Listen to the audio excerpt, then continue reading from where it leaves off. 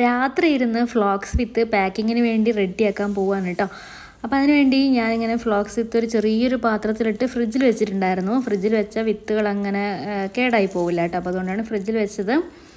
അപ്പോൾ ഇതിന് നമ്മളൊന്ന് എന്താ പറയുക, ഇത് ഒരു വിത്തിൽ തന്നെ ഒരു 4 വിത്തൊക്കെ ഇടാം. അപ്പോൾ അതിനൊന്ന് സെപ്പറേറ്റ് ചെയ്യണം. അപ്പോൾ അതിന് വേണ്ടി ഞാനിങ്ങനെ ചെറിയൊരു PVC പൈപ്പ് എടുത്ത് മെല്ലെ ഒന്നിങ്ങനെ ഉരുട്ടി കൊടുക്കുകയാണെങ്കിൽ ഒരുപാട് ബലം പ്രയോഗിക്കരുത്. സിമ്പിളായിട്ട് നാക്കി കൊടുക്കുമ്പോൾ വിത്തൊക്കെ അതിൻ്റെ എന്താ പറയുക, അതിൻ്റെ ഷെല്ലിൽ നിന്ന് പുറത്തേക്ക് വരും. മല്ലിയൊക്കെ ഇല്ലേ, മല്ലി വിത്തൊക്കെ എടുക്കുന്ന പോലെ തന്നെ എന്നിട്ടൊന്നിങ്ങനെ ഊതി കൊടുക്കുകയാണെങ്കിൽ, അല്ലെങ്കിൽ പണ്ടൊക്കെ ചേറില്ല, അരിയൊക്കെ ചേറില്ല, അതുപോലെ ചേറിയാലും മതി.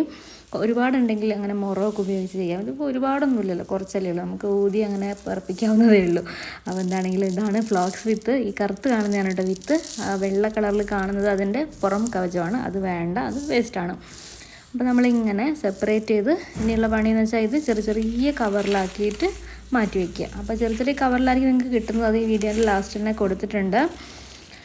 അപ്പോൾ ഇങ്ങനെയൊക്കെയാണ്. ഇതൊക്കെ രാത്രി ഇരുന്ന് ചെയ്യുന്ന പരിപാടികളാണ്. പകൽ ഇതിനൊന്നും സമയം കിട്ടാറില്ല. അപ്പോൾ രാത്രിയാണ് ഇതൊക്കെ ഇരുന്ന് ചെയ്യുന്നത്. ഭയങ്കര ഭംഗിയുള്ള പൂവാണല്ലോ ഫ്ലോക്സ്. കുറച്ച് ഓർഡറൊക്കെ കിട്ടിയിട്ടുണ്ട്. അപ്പോൾ എല്ലാവർക്കും കൂടെ ഒന്നിച്ച് പോസ്റ്റ് ഓഫീസിൽ പോയി അയക്കാമെന്ന് കരുതിയിട്ടാണ്. അപ്പോൾ ഇങ്ങനെയായിരിക്കും നിങ്ങൾക്ക് ഫ്ലോക്സ് വിത്ത് അയക്കുന്നത്, ഇതുപോലെയുള്ള കവറുകളിൽ. അപ്പോൾ ഓർഡർ ചെയ്തവർ കാത്തിരിക്കുക കേട്ടോ, വിത്തൊക്കെ റെഡി ആവുന്നുണ്ട്.